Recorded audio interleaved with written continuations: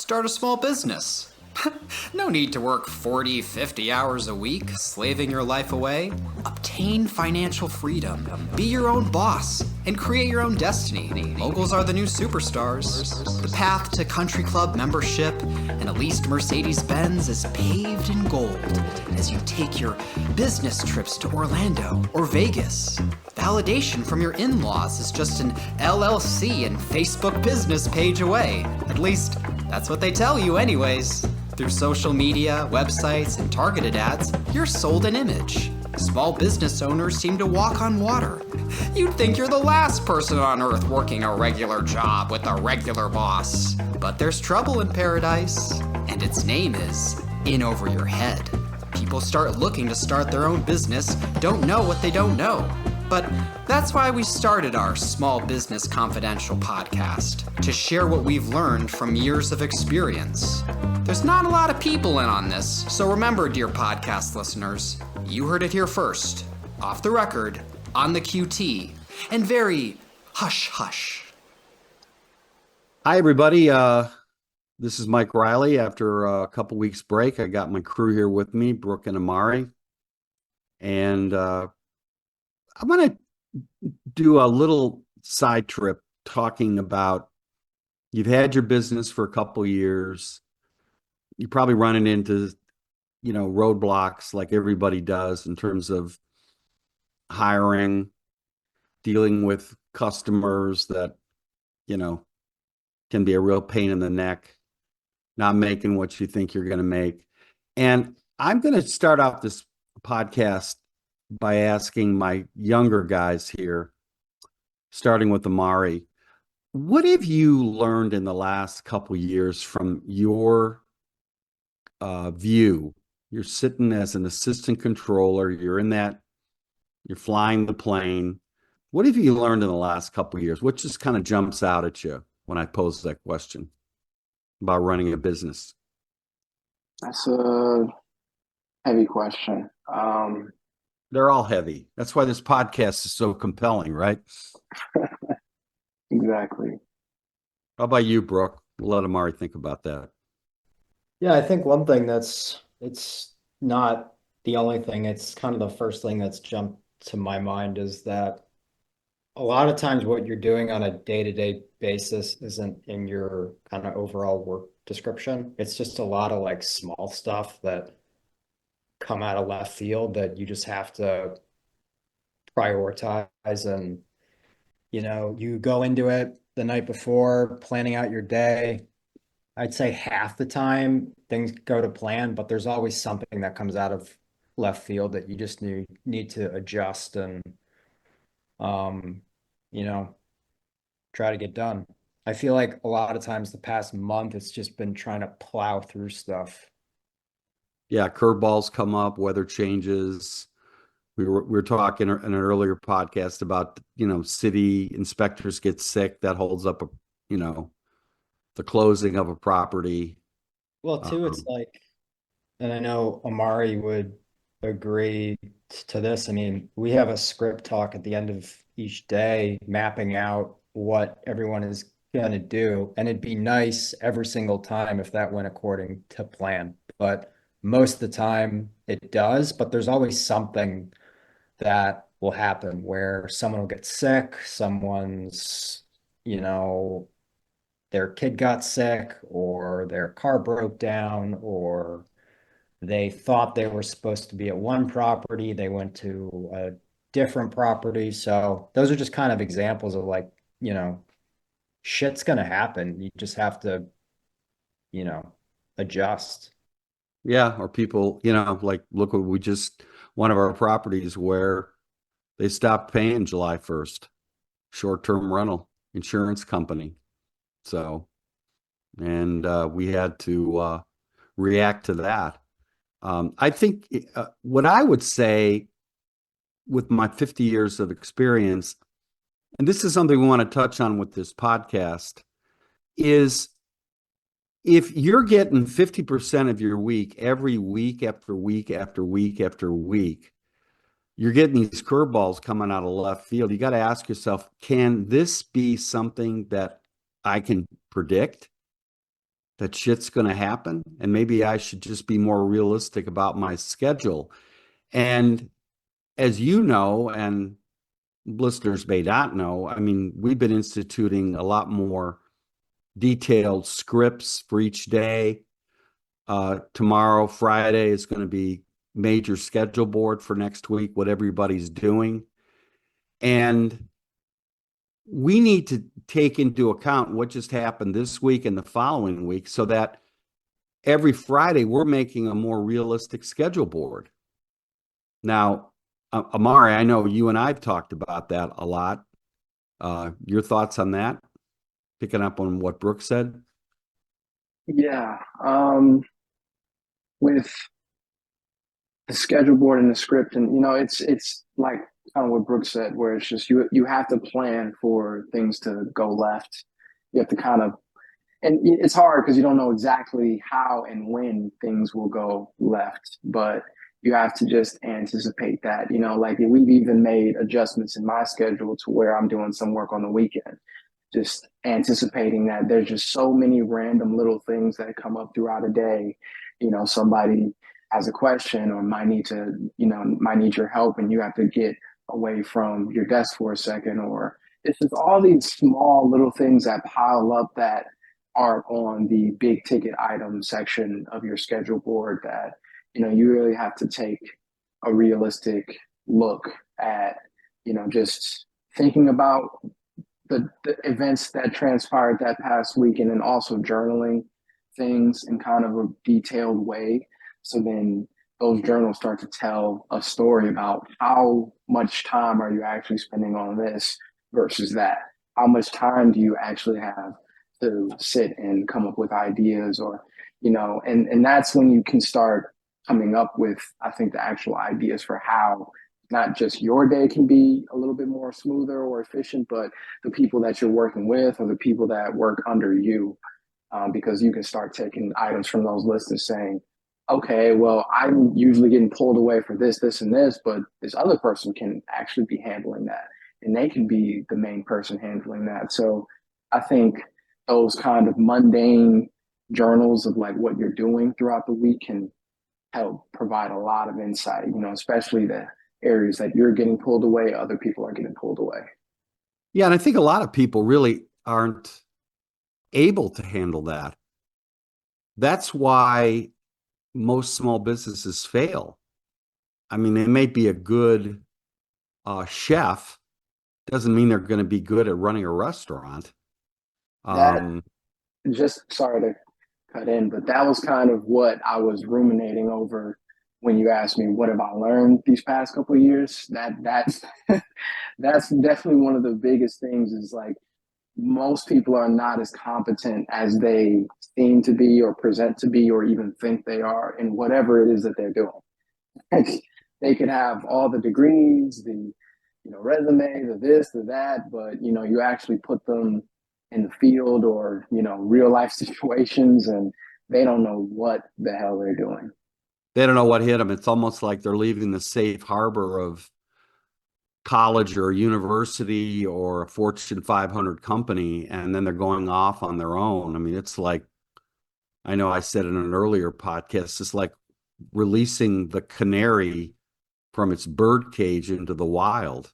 I mean, what's the over and under in terms of how many hours, literally hours, that bird's going to survive before they get eaten up by somebody? Because they're yellow. That's a yellow bird going into a green forest or brown in the fall, winter. It's going to stand out like a sore thumb. I know I had a guy who retired, took early retirement. He was an executive at a big insurance company, and he went off and he said, I'm going to start my own business. And he didn't know what hit him. He couldn't wait to sell that business in a year. He had to deal with hiring. He had to deal with people not showing up when they said they were going to show up, customers not paying or they're late. And when you're in a bubble, you've never experienced that. Now you have to meet payroll. Yeah, or you got to find somebody to replace somebody who just suddenly quit. There's no HR department involved. Thoughts, Brooke? Yeah, well, I mean, I'm a big proponent of having processes in place. And I think the more you go through something that's new and something that comes out of left field, if there's an opportunity to put like a process in place where you're assigning um, someone to oversee like that specific thing, then you should do it. But then like a step further is like on the flip side, you could have 1,000 processes in place, but if they're not working or if they're being handled by an incompetent employee, then it's just a waste of time. So you need to make sure that you're always following up and checking that, these items are, that they're getting done. Yeah, I think you heard me preach this a lot. I know I preached this on earlier podcasts about learning from your mistakes. I want everybody who's listening to this to ask themselves, when something happens, when the shit goes down or doesn't work out like you thought it would, what is your first reaction? Is your first reaction to blame the customer, blame your boss, blame the person you hired? Or is your first question is, what did I miss? Why did I make that mistake? Because it's a mistake. It's not a learning experience. You made a mistake somewhere that got you to this place. It's almost like you're driving and you took the wrong exit, right? Now you're lost. Well, you took the wrong exit. Now, it doesn't matter whether it's your fault or not. What matters is, what are you taking away from that? And that, again, goes back to my example of the canary. Look at evolution for birds out in the wild. They either change the color of their plumage from bright yellow to something that's going to blend in with the trees and the forest, or they're not going to survive. And that's the same thing out in a small business. I mean, really, nobody cares. The canary's getting eaten. Okay. So it doesn't matter whose fault it is. The matter is, are you going to evolve and learn from it? Your thoughts, A'marri? Yeah, that's key, and that's something that we're looking for a lot in our hiring, and we've been talking about this more and more. Is if we're giving feedback to somebody, or even if we're the ones being given feedback to, how quick are you going to just cover your ass? How quick are you to blame someone else? Or how quick are you to accept responsibility and accept the feedback that you're being given, and then making the change from there, versus all these other things that just are a waste of time and unproductive.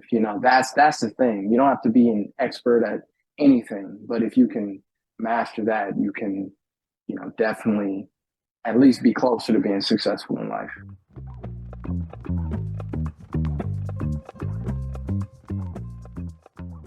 Hey, let's stop here. We got to pay some bills. 30 seconds, and we'll be back. If you enjoy listening to our Small Business Confidential podcast, we're sure you'll enjoy our first podcast, The Cleveland Real Estate Investor. We give outside investors an inside look into the real estate market in Cleveland. Cleveland has been on the rise, and investors from all over see those cheap prices and salivate. Our job is to educate those investors and steer them in the right direction with several years of experience of how to do it right and many examples of how to do it wrong. Find the Cleveland Real Estate Investor podcast on any app you listen to your podcast today. Yeah, I hear you. What's your thoughts, Brooke? Yeah, no, I think this is all, I agree with what A'marri has been saying. So yeah. Well, situation, we had a subcontractor work with us for about 6-7 months. I'm not going to go into the details, but that person didn't work out. And if you go back and replay the tapes, you'll see that one of the common denominators was they never really took responsibility for their own action. It was always somebody else's fault. And I think when you're hiring somebody, no, I'm not even going to say that. When you're interviewing somebody, and A'marri, you've sat in with me early on. I think one of the most interesting questions is, tell me what mistakes you made in the last couple of years, right? Yeah, right. I mean, so you could ask me that question. I could say, yeah, this, and that was just today. Exactly. That wasn't last year. That was today. And you write it down. And then, there's some book out that talks about your life. Your average life is 10,000 weeks or something like that. 8 to 10,000 weeks is your life. So if you have 50 years doing this, 50 years times 50 weeks is, what's that, 2,500 weeks? And every week you're learning something. Well, I tell you, but that's how you get wisdom, because you've seen it before. And, Brooke, when we talk put football analogies on, I mean, Peyton Manning, when he was a rookie, he's throwing a lot of interceptions, but he learned by film and he learned how to recognize defensive coverages. And that's why he can go up to that line of scrimmage and say Nebraska or Omaha or whatever, because he immediately recognizes the defenses. But that comes from experience. And you're not going to get that experience if you don't learn from your mistakes. So I think that's why immigrants do so well. I know I talked about that earlier, which is, I mean, they're hungry for an opportunity because they're shut out where they're coming from. But I think, at the end of the day, you've got to evolve in terms of learning from your mistakes. And those mistakes could be, what did I think I was going to get done and why didn't I get it done? And as we go into a schedule board meeting tomorrow, A'marri, say that 5 times. That's critical. We started asking these questions. What did you get done and what didn't you get done and why? You want to comment, A'marri, going in the schedule board? Yeah, I'm not as much of a football guy, but I think one of your football sayings that kind of been sticking with me is the whole wins and losses thing. You are what your record is.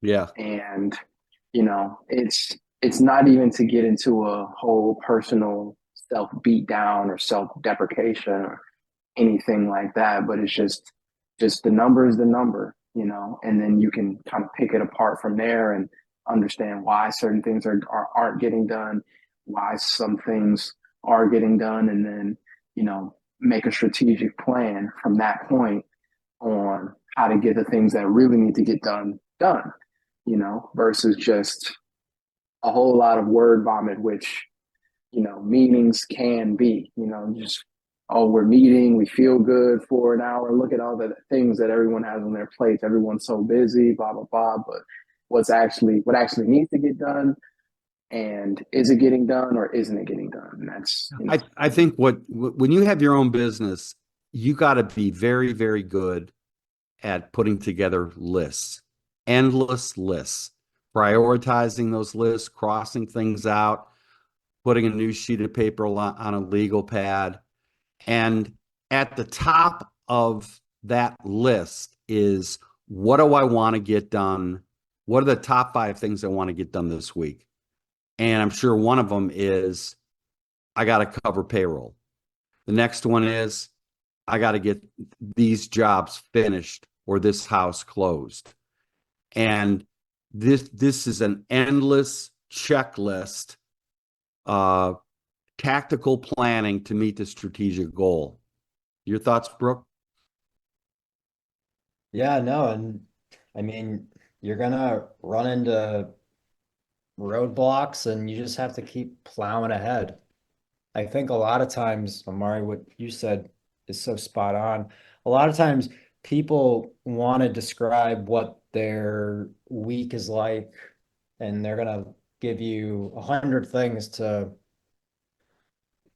I think, kind of show everyone that, yep, I'm super busy. I got all this on my plate. Where in reality, if you simplify it, and you only list the key things that you have to get done, it's like, look, just focus on getting like these like 8 things done. Yeah. Hmm. Yeah. I know I mentioned this earlier in a podcast, but have you ever noticed, people out there listening, when you hire a contractor to do some work, the ones that are really successful, they drive up on time to do the repair or to do the work. Their tools are all there. They're not making endless trips to the store. They have a plan, and they're getting it done. And I think people going into a lot of things in life, like, for example, my favorite topic, going to college. What's the goal here? Goal here is to get a job. I know I mentioned this in an earlier podcast. The goal is to get a job, right? It's not the party. Okay. I mean, you're not paying $50,000 a year to party. I mean, trust me, you want to spend $50,000, you can have a lot of great parties, right, guys? Oh yeah. But you're going in there to learn something, and you're learning something because the end goal is this.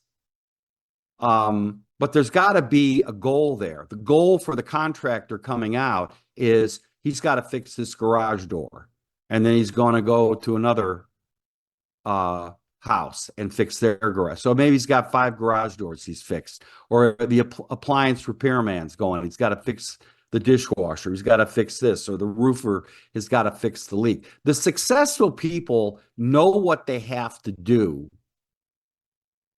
and they do it. They get it done. And sometimes they spend longer getting it done, but they get it done. That's why anybody who wants a 9-to-5 business, not work 9 to 5 in a business, forget it. It's not 9 to 5. Sometimes it's 9 to 9. Sometimes it's 8 to 12. I mean, those are rare, but I mean, it is what it is. And that's what having a small business is. You better get this payroll covered. You better get this job done. Sometimes you're going to have to work late because the weather is changing, right? And you got to get that roof on, or the temperature's dropping, and you have to secure the property. But you go into it knowing what you have to get done. And listen to how people process when it's not getting done. They will blame everybody but themselves. Right, A'marri? Oh yeah. And you're not just saying that. You've experienced it firsthand. Give me what example pops in your head? A little story time here.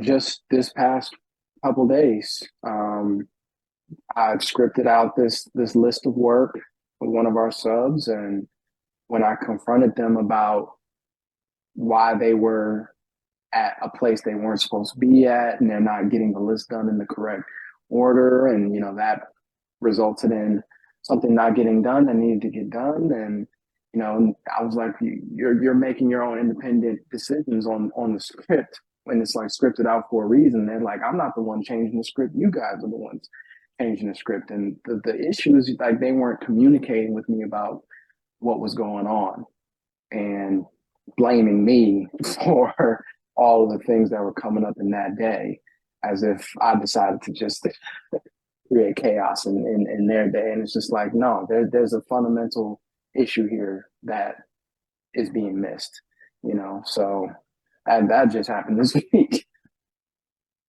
Yeah, and I think how you handle it is how you evolve as an owner, as a senior manager, or whatever. Because at the end of the day, you got to make sure they're listening and paying attention and doing what you tell them to do. Hey, everybody out there wants to have their own business and you're going to have to hire some people. Let me ask you something. When you get to that crossroads, are you going to be able to say, listen, don't argue with me, do what I tell you to do? Can you say that? Can you say that to somebody? Because if you can't, you better work solo as a consultant, a programmer, where you're not interacting with people. Because every now and then you're going to get tested. And people are going to test to see whether they should listen to you or not. It's like, my favorite example is the kid, parent keeps telling them to clean up the room, and it's just all noise after a while. They're not cleaning up the room. And there's no consequences. So you failed as a manager, and now your job is twice as hard. You're trying to cover payroll, and you've got people or you're trying to row the boat and they're not rowing, and you're doing all the rowing. And sometimes it's a simple matter of, hey, listen, when I give you a script, I want you doing this. Your thoughts, Brooke? Yeah, you got to be able to have those difficult conversations for sure. Yeah. It's like Michael Corleone talking to Carlo. Carlo, don't disappoint me, right?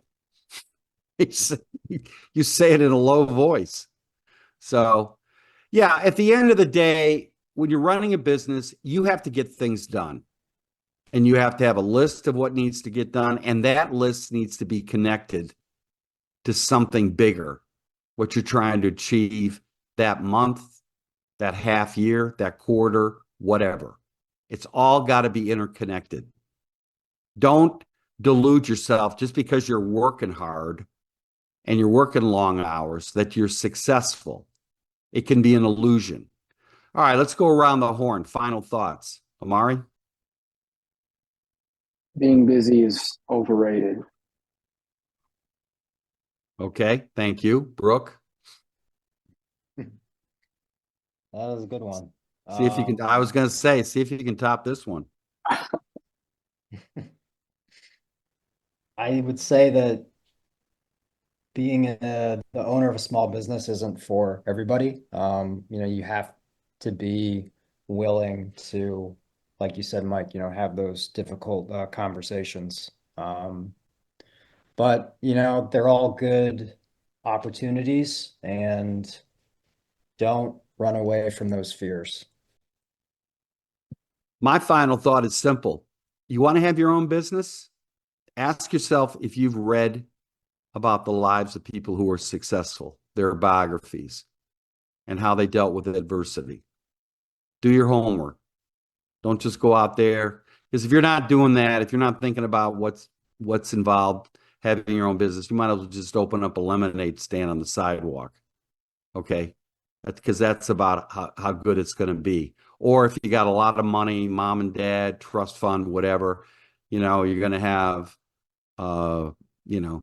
some business, but you don't need for it to be successful because you already got money. You're not a businessman, that's a hobby. Okay. It's like playing golf. This is what you like to do. I don't need to make any money. I'm not really a professional. It's just whatever.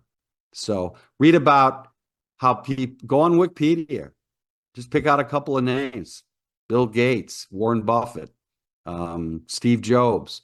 You're going to see a lot of up and downs there, but do your homework. All right. Well, listen, let's wrap it up.